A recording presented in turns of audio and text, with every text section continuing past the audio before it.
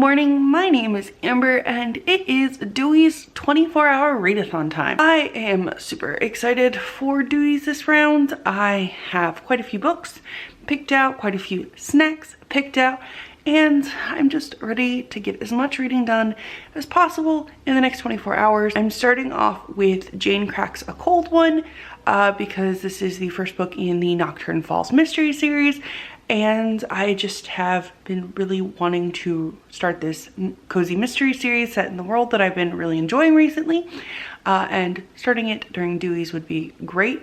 I did make a TBR for Dewey's on my blog, so I have a couple books in mind that I'm hoping to get to.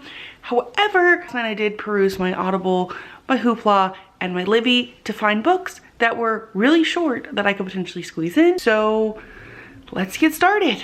All right, so far it is about 11 o'clock and I have finished 3 whole novellas. I am about 40% into Miss Frost Cracks a Cold One. I called it Jane Frost Cracks a Cold One earlier, but it's Miss Frost Cracks a Cold One. Jane Frost is the character's actual name. I called it Miss, but it's actually Miss Frost. It is what it is. That one's, like I said, a cozy mystery set in my story, and I'm really enjoying it so far. I switched to the Karen Slaughter novellas for a little bit while I was like waking up more. I'm about to make a peppermint mocha coffee because that's what won my Twitter poll, but I read the 3 Karen Slaughter novellas. I read The Truth About Pretty Girls, which is about a woman who is basically moving back to her hometown after having not been there for so many years for a reason, and it's kind of talking about that, and it's really short. And then the next 2 that I read were the 0.5s in the Will Trent series. It was 5.5, which straight up cried at the end, so 5 stars. Loved that one for me. And then I read Busted, which was 6.5. It was the 0.5 before the Will Trent story that I didn't super love, so I ended up giving that one 3 stars. It is what it is. And now I think I'm gonna make my coffee and continue reading Miss Frost Cracks a Cold One, and who knows what I'm gonna read after that. All right, it is noon. I finished another thing. I finished Bloodbound by Hella Hardin. I had this one out from Kindle Unlimited or Audible Escapes. I don't even know if I owned it on Kindle or I just had it on Kindle, but I quickly was like, let's just read this paranormal romance book because it was like a 2-hour audiobook. It was terrible. I gave it 2 stars. The sentence structure in it was really awful, so following along in the story was pretty terrible, not gonna lie, but base root vampires is pretty much all you need to know. So now I am picking back up my Miss Frost Cracks a Cold One, which I was halfway through earlier, and I'm going to finish this one off and then work on other things that were on my list of things I wanted to accomplish today, which was only 3 books long, so we will see how that goes. Hi friends, since we last talked, I have finished 3 more things because I'm a reading champion. I have finished Miss Frost Cracks a Cold One, which I gave 4 stars. I really liked the mystery aspects of it. I'm not sure where the story like overall is headed, because all of the Nocturne Falls stories have been singly contained romances, so I'm curious as to where this story in general is going overall, because I know one of the characters isn't the character she ends up with, but she's kind of with him right now. So I'm curious as to how that's gonna go. I've also read The Vampire's Accidental Wife, which is not the you know, title that I would have gone for this, especially since accidental is not how Julian would have explained it, but basically this one was a great addition to the series. This is book 8 in the regular Nocturne Falls series, and I gave this one 4 stars. I feel like the villain was not explained super well, but it is what it is. Sometimes my complaints are just about the villains, but I still overall really enjoy this series. I might pick up another one possibly today because the other thing that I've read was the last thing that was on my set TBR, and that was Halloween Boo. I think I'm gonna give it 3 or 4 stars. I'm not entirely sure. I've definitely saw the ending coming is all I'm gonna say. but I don't know if I'm gonna give it 3 stars or 4 stars. I don't know what I'm gonna read next. I might read book 9 in Nocturne Falls overall, or book 2 in Nocturne Falls Mystery. I just kind of want to be in that paranormal world, especially since I read that really bad paranormal romance book earlier. Overall one is kind of appealing to me because I think it involves creatures that we haven't seen yet in the series. Alright, so it is a bit after 7 and I've accomplished another book, which makes me at 8 so far if we're keeping tallies. And I decided to read Mist Frost Ices the Imp. Basically, Jane Frost accidentally unleashes an imp.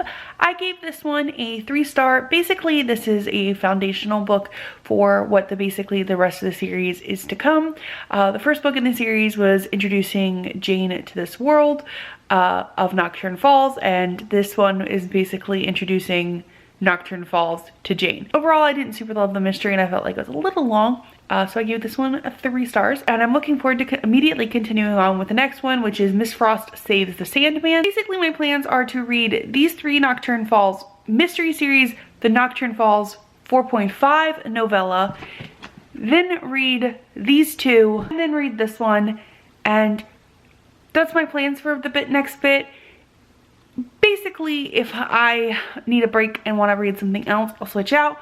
But I'm currently really enjoying this world, so I'm excited to continue on and read Miss Frost Saves the Sandman. Okay, so it is about midnight and I have again finished a couple more things. I have made some great progress on my pile and I'm about to pop in an audiobook and take a bath just to freshen myself up because I'm getting a little in the mood to take a bath, to be honest. Especially since I have apple cider and I'm like, ooh, an apple bath bomb with apple cider. Yeah, sounds great. So let me tell you what I finished and I'll figure out my audiobook and we can check in after the bath. Since we last spoke, I finished Miss Frost Saves the Sandman. This is book 3 in the Nocturne Falls mystery series.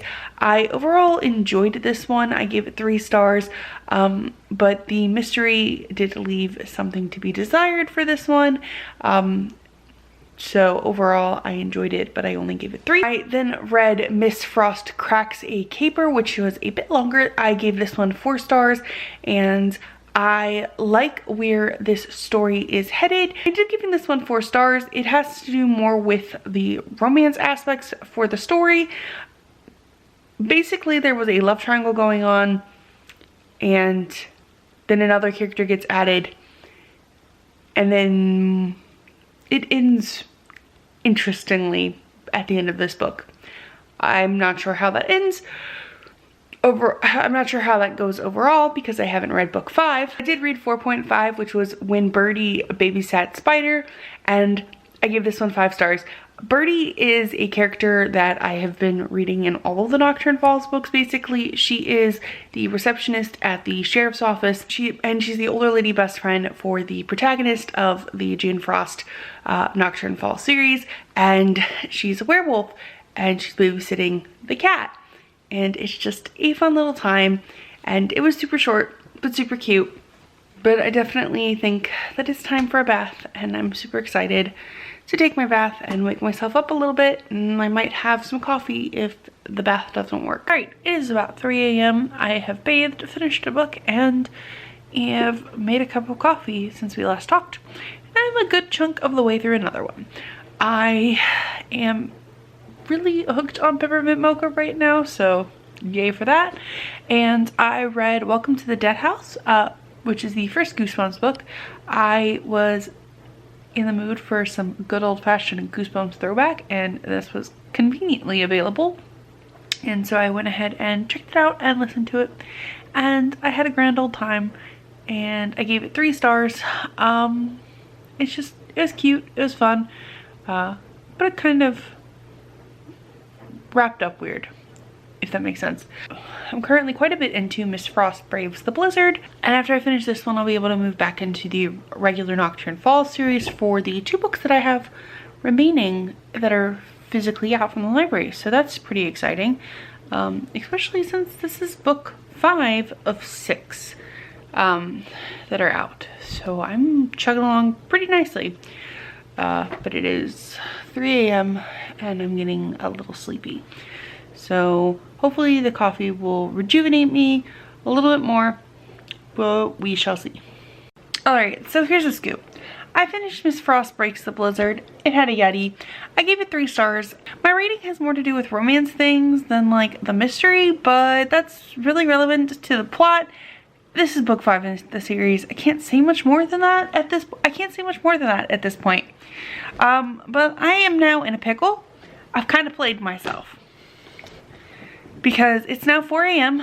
I could read one of these 3. I could read these 3 lovely books and continue working on them, but there's only one more book outside of these that's been published so far in these 2 worlds, and there's going to be a 7th Nocturne Falls mystery coming out later this year, but then I'm gonna be waiting. So I should probably not try to like bulldoze through the last 3 books in the last 4 hours, you know, and enjoy them. That being said, I checked out something else from the library. I checked out the 2nd Theo Boone book by John Grisham. It was one of the shorter books that I had on my Goodreads TBR. It is called The Abduction. I'm assuming a kid gets abducted and Theodore Boone, kid lawyer, is gonna do lawyer things. I'll let you know. Okay, friends, it is about 5:30 and I finished The Abduction. I'm giving it 2 stars. What a load of barnacles. Like, I get the premise is he's a kid lawyer and so he's supposed to be super smart, but like, he's not supposed to be that much smarter than, you know, the adults. And it feels like John Grisham just like tried to write a kid and like someone just a stamp of approval because it was John Grisham. But who knows? Am I right? Anywho, I read 14 books so far. It's like 5:30. Obviously there's still some time in the readathon, but I'm gonna take a nap. And if I wake up before the readathon ends, then I'll try to read something else. If not, I will update you when I'm less tired so I can tell you more stats than I read 14 books and 2,778 pages. Like I can tell you what my least favorites and favorites were. So it is wrap up time. I am pretty enthused with what I accomplished. I ended up reading one more book, which was Stay Out of the Basement by R.L. Stine. I had checked it out earlier in the night and I figured I would just read it when I went to go to bed because I ended up with more energy when my cat jumped on me. Yay, cats. But that brought my total number of books read for Dewey's this round to 15 books, which I'm pretty impressed with, and 2,992 pages. I could have just squeezed something really, really short in to make it a 3,000, but I was like, no, we're gonna just cut it off at 15. I had 2 5-star reads and I had 2 2-star reads, and those were my favorites and least favorites. My 2 2-star reads were The Abduction by John Grisham and Bloodbound. They were both 2 stars for very valid reasons. And my 2 5-stars were Snatched by Karen Slaughter and When Birdie Babysat Spider by Kristen Painter. I feel like those 2 were just my favorites for the entire readathon, but I did have quite a few smatterings of 4s and 3s throughout the other books, which is a good readathon overall. So I had some highs, I had some lows, and I averaged at, you know, almost 200 pages a book. So that's pretty great. What about you? What did you read during Dewey's? If you like what you saw here today, be sure to like and subscribe. I normally post videos on Tuesdays and Thursdays. Thank you so much for watching and have a nice day.